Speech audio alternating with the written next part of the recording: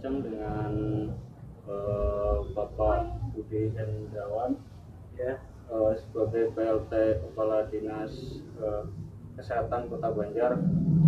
Gimana kabarnya Pak? Sehat? Alhamdulillah sehat. Ya ini Pak, berkaitan dengan situasi COVID hari ini di Kota Banjar itu seperti apa Pak? Saat ini 2 minggu kebelakang ini Kota Banjar memang lagi ada peningkatan kasus dibanding sebelumnya. Karena 2 minggu kebelakang ini ada peningkatan kasus di klaster keluarga. Klaster keluarga itu ya. Yang signifikan klaster keluarga di klaster Muktisari Langgengsari dan klaster keluarga di Purwaharja. Kalau totalnya ada berapa sekarang? Total sampai jam 2 hari ini jumlah yang keseluruhan dari mulai bulan Maret itu 67 yang positif. 67 yang positif, kemudian 27 yang sedang aktif dan 39 sudah sembuh. Satu waktu awal kejadian meninggal di rumah. Jumlah total 67. Kalau penanganannya seperti apa sih Pak kalau COVID itu? Kalau dari pemerintah sendiri? Selama ini kita baru bisa menerapkan yaitu preventif dan promotif. Karena dari sisi kuratif serta itu belum dari pemerintah pun belum ada, baru kuratifnya sebatas kuratif dari pelayanan yang dilaksanakan oleh pihak rumah sakit. Kalau kita dari dinas kesehatan mungkin baru hanya melaksanakan preventif dan promotif, yang diantaranya kita melakukan sosialisasi terus menerus kepada masyarakat baik lintas sektor maupun melalui pemberdayaan masyarakat dengan melakukan sosialisasi 3M. Karena promosi yang tepat saat ini adalah promosi dengan melakukan promosi 3M, yaitu memakai masker, menjaga jarak, kemudian membiasakan mencuci tangan sebelum maupun sesudah aktivitas, dan berupaya untuk menghindarkan kerumunan-kerumunan. Itu yang bisa disampaikan kepada masyarakat, sehingga mungkin saat ini masyarakat banyak yang masih belum terbiasa. Jadi proses pembiasaan yang lama. Berarti tingkat kesadarannya itu masih ini ya Pak ya, perlu ada ini ya, perlu ada dukungan dari semua pihak. Perlu ada kesinambungan dari semua pihak, stakeholder, yang khususnya yang di Kota Banjar, dari pemerintah maupun pihak swasta dan masyarakat sekitar. Itu perlu ada kesadaran untuk saling mengingatkan, biar masyarakat paham apa yang menjadi manfaat dari 3M, kemudian bahaya dari melanggar 3M. Itu pastinya kesadaran masyarakat tidak instan lah, pasti bertahap serta pemahamannya berbeda-beda. Kalau kendalanya apa untuk proses penyadaran itu kan banyak ya ini ya. Ya, kalau kendalanya apa ya Pak? Jadi tentu kendala kita kadang kalau yang namanya mensosialisasikan pembiasaan itu kan harus terus menerus. Kendalanya pasti di itu yang namanya waktu kita merasa udah maksimal tapi hasil belum terlihat. Itu ada kejenuhan lah. Itu kadang kan seperti saat ini kita kan padahal sudah melaksanakan sosialisasi itu dari bulan Maret, April sampai saat ini, bahkan sekarang dari pemerintah Kota Banjar sendiri sudah melakukan operasi justisi. Iya, itu Maksudnya ketegasan ya Pak iya, ya. sambil mensosialisasikan, tetap sambil ada namanya evaluasi sehingga ada terlihat jumlah pelanggaran yang terjadi waktu melakukan operasi justisi. Itu salah satu dari upaya kita dari pemerintah untuk mensosialisasikan dan mengevaluasi seperti itu. Kan obat untuk COVID-19 itu kan belum sampai ke ini ya Pak ya. Nah untuk saat ini penanganannya memang melalui 3M itu ya yang paling penting ya Pak ya. Iya, betul. Kalau dari sisi pelayanan pengobatan itu sudah ranahnya di rumah sakit. Oh iya. Gitu. Karena itu udah ada ditunjuk rumah sakit di wilayah-wilayah masing-masing, di wilayah-wilayah ada yang namanya rumah sakit rujukan, sehingga dari pedoman pengobatan saat ini terus setiap waktu pun ada perubahan gitu. Nah ini Pak, ini kan sekarang situasinya lagi musim hujan ya Pak ya. Betul. Nah ini kan banyak mungkin imun masyarakat juga banyak yang turun gitu Pak, apalagi di tengah pandemi ini. Nah ini dari himbauan dari Dinkes supaya imun kita tetap kuat, tetap sehat di tengah pandemi ini seperti apa?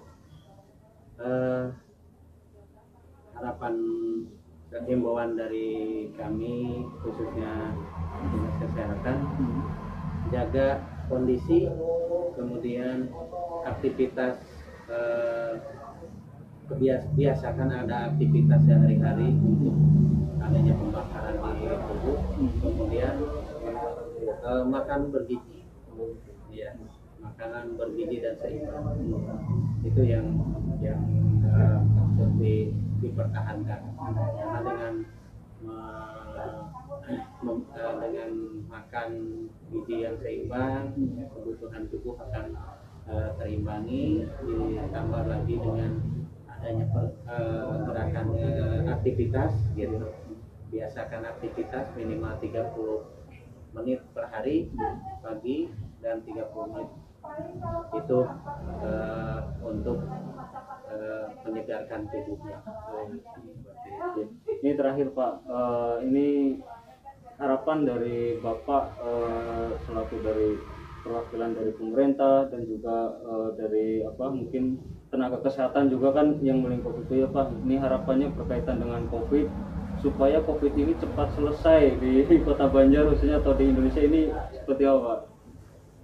Ya, pertama mungkin dari sisi kesadaran masyarakat untuk lebih memahami tentang bahayanya penyakit ini, kemudian upaya dari pemerintah ini akan dilakukan vaksinasi. Mudah-mudahan vaksinasi yang akan dilakukan oleh pemerintah bisa mencegah atau mengurangi dari kasus pandemi. Oke, terima kasih Pak ini atas waktunya, sangat luar biasa sekali. Mungkin itu saja dari kita. Mudah-mudahan apa yang disampaikan oleh Pak Budi dari Dinas Kesehatan bisa dilaksanakan oleh kita semua supaya virus COVID-19 bisa segera lari dari Indonesia. Assalamualaikum warahmatullahi wabarakatuh. Bapak Ayat kembali mengadakan talkshow tentang COVID-19 yang kali ini Bapak Ayat menghadirkan narasumber yang kredibel, terpercaya dan dia di bidang ahlinya. Untuk itu saya memperkenalkan narasumber kami yaitu Dr. Ika. Kebetulan beliau adalah Kepala Puskesmas atau Rumah Sakit Nomor 1 Kota Banjar, Jawa Barat. Selamat sore Bu Ika. Selamat sore, Assalamualaikum warahmatullahi wabarakatuh. Ini Bu, seperti kita ketahui bahwa pandemi COVID-19 kali ini belum berakhir juga ya Bu ya. Untuk itu yang ingin saya tanyakan adalah seputar tentang penanganan COVID-19 di wilayah kerja Ibu seperti apa Bu? Terima kasih, saya ucapkan Assalamualaikum warahmatullahi wabarakatuh. Penanganan mungkin ya bukan hanya di puskesmas wilayah saya, mungkin juga di puskesmas lainnya. Kita sebenarnya dari awal pandemi, bahkan mungkin sebelum di Kota Banjar, tapi kita sudah mendengar beritanya di media. Itu dari bulan Maret kita sudah mulai penyuluhan. Jadi penyuluhan tentang COVID, kemudian penyuluhan tentang perilaku hidup sehat, kemudian itu sudah dilakukan di ruang tunggu pasien di puskesmas. Kemudian ketika ada acara pertemuan di puskesmas seperti acara dengan kader, dengan lintas sektor, kemudian juga di posyandu di lapangan ya, itu sudah kita lakukan penyuluhan. Nah, penyuluhan itu termasuk diantaranya waktu awal pandemi Pak. Waktu itu awal pandemi itu kan masih yang sakit aja yang memakai masker. Nah, berikutnya sudah berubah lagi waktu itu bahwa bukan hanya yang sakit tapi yang sehat pun harus memakai masker. Nah, seperti itu. Bahkan kan kesininya terus ya, kesininya bahkan masker itu dianjurkan kalau bisa bukan hanya yang selapis, kalau yang kain, tapi misalnya yang 2 lapis seperti itu ya. Jadi terus memang berita itu up to date terus, bisa berubah ya, seiring penyakit juga bisa terus perkembangannya berubah terus. Nah, di puskesmas selain penyuluhan di ruang tunggu, kita juga mendatangi diantaranya ke pesantren, kita juga mendatangi, kemudian karena ada yang confirm juga, setiap ada yang confirm positif ya, kan itu kalau di puskesmas kita merujuk ke rumah sakit. Nah, selain merujuk, kita juga memberi pengarahan ke keluarga dan juga mungkin ke sekitar seperti itu. Kemudian juga kita sempat juga pembagian masker, diantaranya seperti di pesantren misalnya, atau misalnya juga kalau misalnya ada yang datang misalnya tidak memakai masker, kita anjurkan misalnya seandainya dia tidak membawa, kita berikan misalnya masker. Alhamdulillah juga Pak, dari masa pandemi ini bantuan-bantuan waktu awal-awal itu untuk masker, untuk APD, untuk hand sanitizer itu ada. Beberapa kita bukan hanya dipakai untuk karyawan tapi juga untuk masker kita sumbangkan juga ke masyarakat. Kemudian hand sanitizer waktu itu kita sempat bagikan juga ya, kan bantuan-bantuan ada diantaranya ada dari IPMI, kemudian ada dari Polres, ada juga dari bantuan-bantuan misalnya dari pihak swasta, itu juga ya alhamdulillah lah ya. Untuk awal-awal, untuk kesini-sini alhamdulillah. Kalau kesini mah mungkin karena kita sudah menganggarkan juga untuk beli, jadi bisa tercukupi. Kalau waktu itu kan belum Pak, kita masker nipis, APD nipis, sampai kita sudahlah apa yang ada kita pakai, yang penting untuk penjagaan. Tapi alhamdulillah sekarang sudah mulai kita bisa beli sendiri gitu, karena waktu itu kan memang APD juga susah. Susah mahal lagi. Susah mahal. Sekarang alhamdulillah udah turun, bisa terjangkau, bahkan di rumah masyarakat juga boro-boro bisa pakai misalnya yang masker bedah. Sekarang masyarakat juga banyak yang pakai masker bedah, udah terjangkau juga.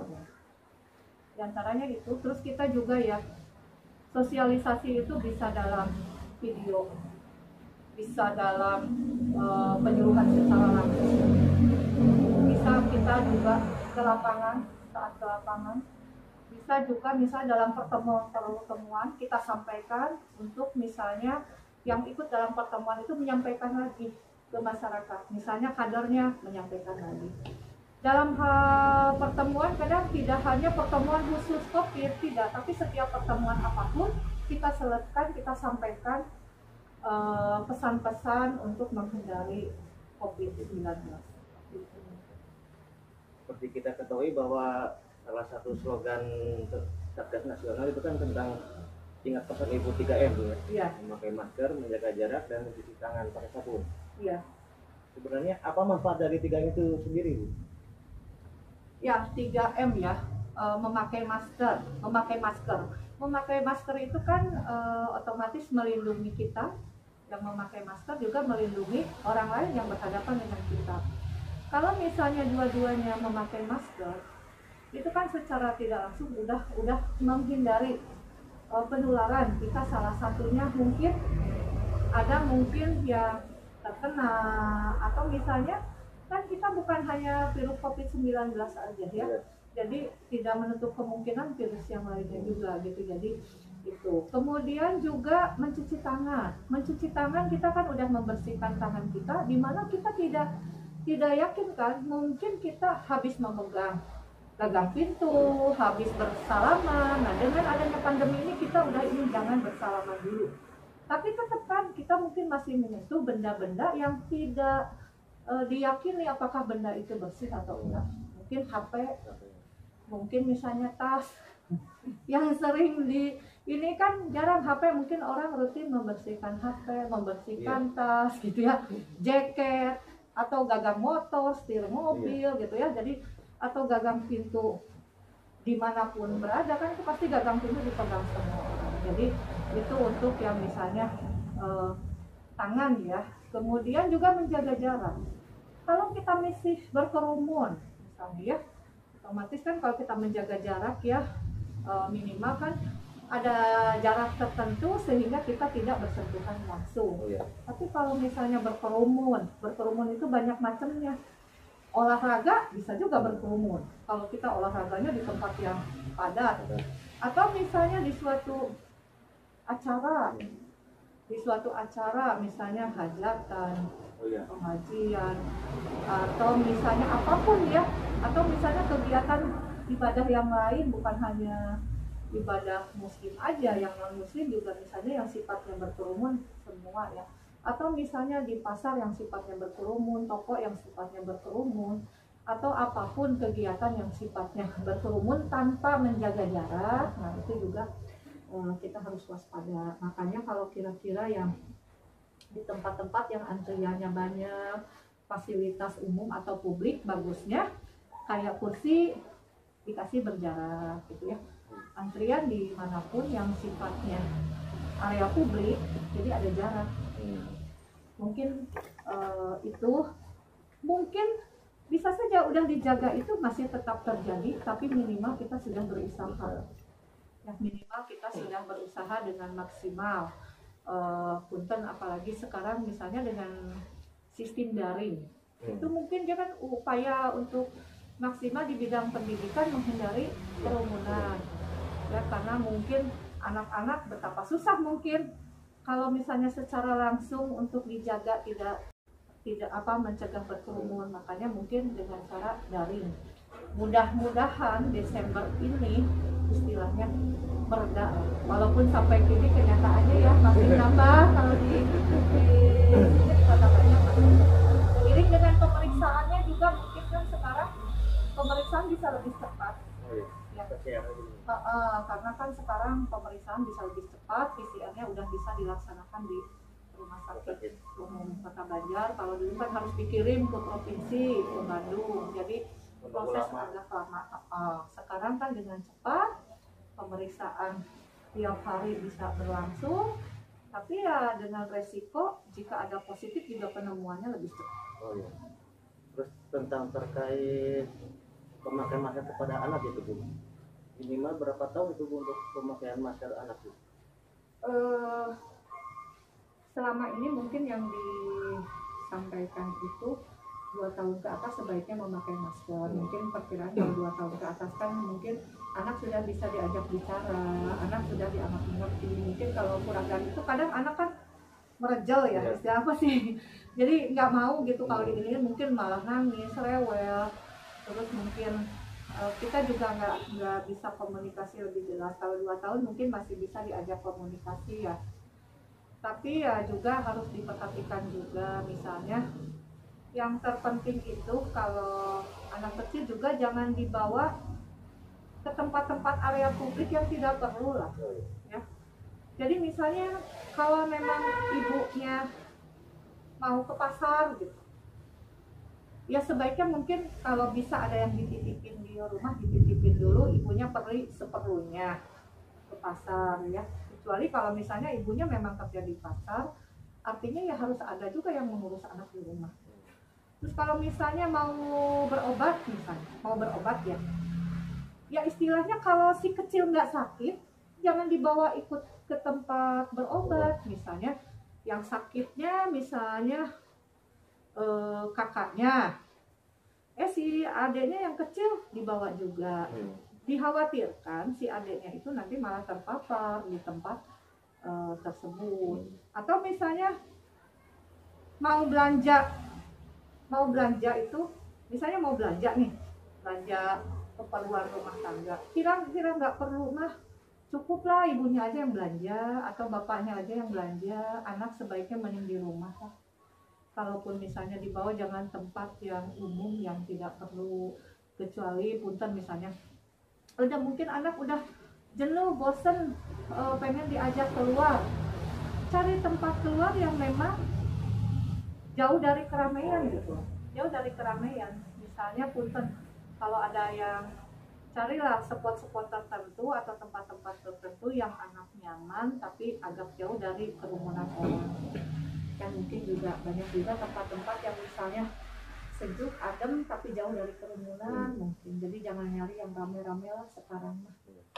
Terkait juga tentang pemakaian masker yang buat anak, seperti Ibu tadi bilang agak ngeyel, susah gitu Bu. Bagaimana caranya untuk supaya anak nurut gitu memakai masker gitu? Artinya siapa yang berpengaruh terhadap anak tersebut? Apakah guru, apakah ibu, atau bapak? Kalau seandainya ibu, ya berarti ibunya setiap hari harus berusaha menekankan ke anak pakailah masker. Misalnya mau main atau apa, misalnya diingatkan. Kalau misalnya main, boleh main tapi jangan berkerumun, misalnya harus pakai masker misalnya. Nah, seperti itu. Jadi setiap anak, misalnya punten, anak mau ke masjid, boleh ke masjid tapi pakai masker.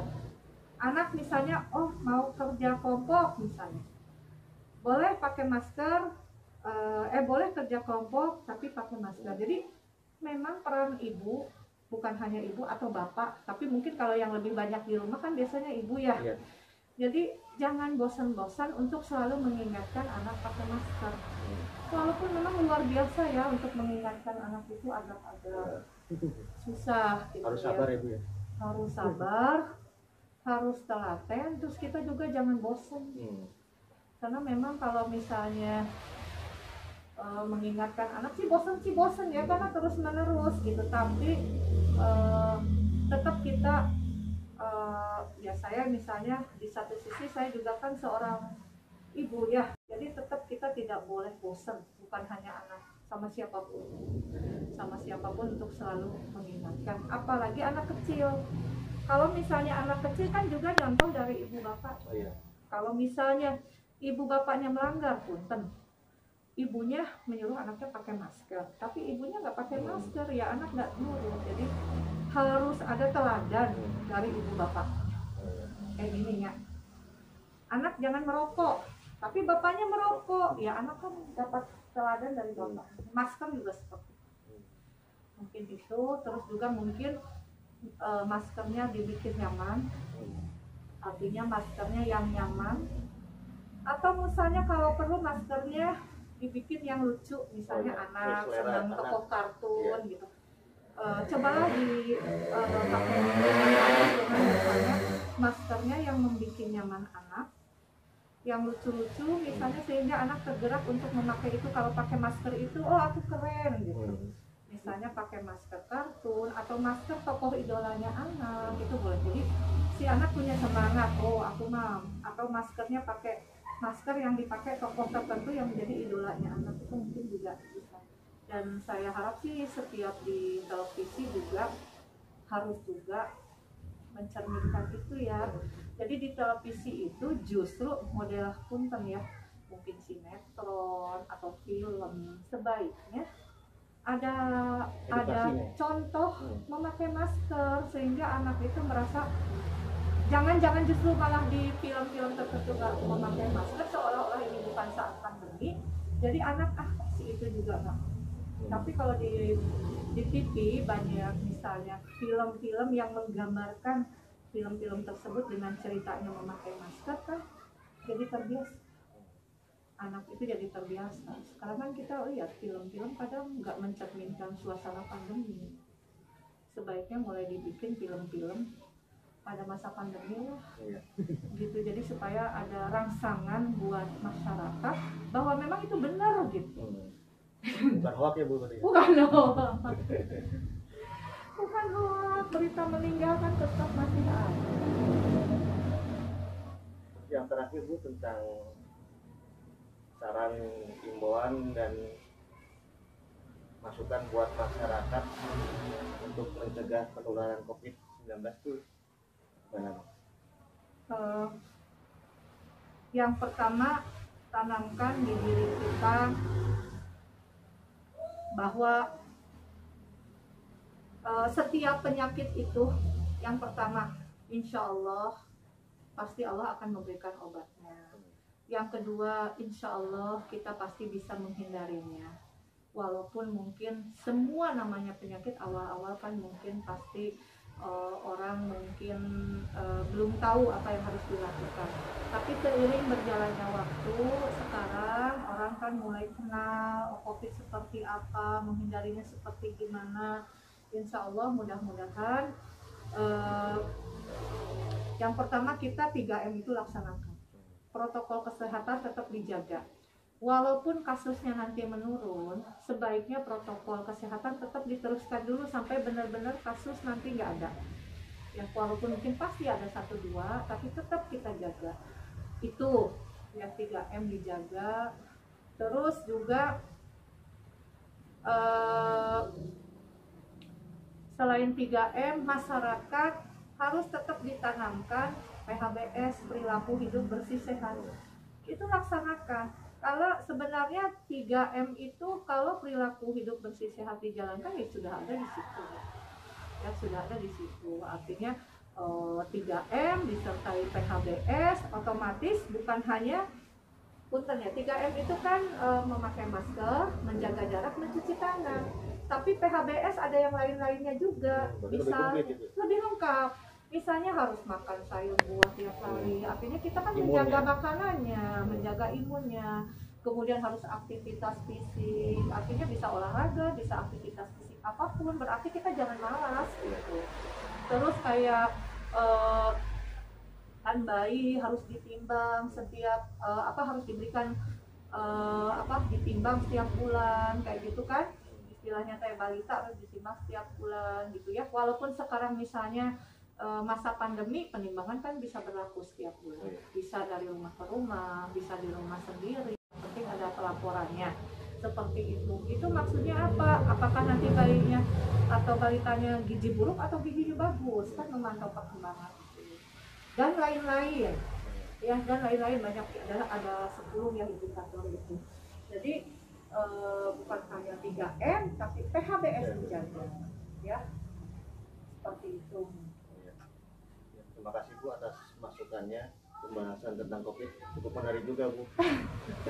Semoga bermanfaat buat masyarakat Bu. Iya, amin, mudah-mudahan.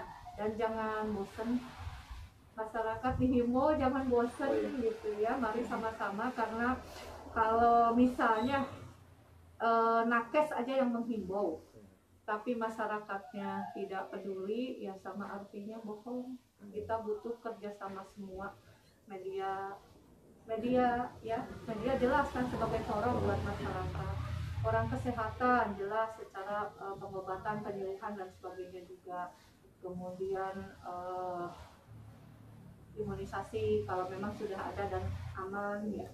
Kemudian juga mungkin dari segi keamanan kan polisi, tentara juga membantu, sangat membantu dalam pelaksanaan COVID, menghindari COVID di lapangan.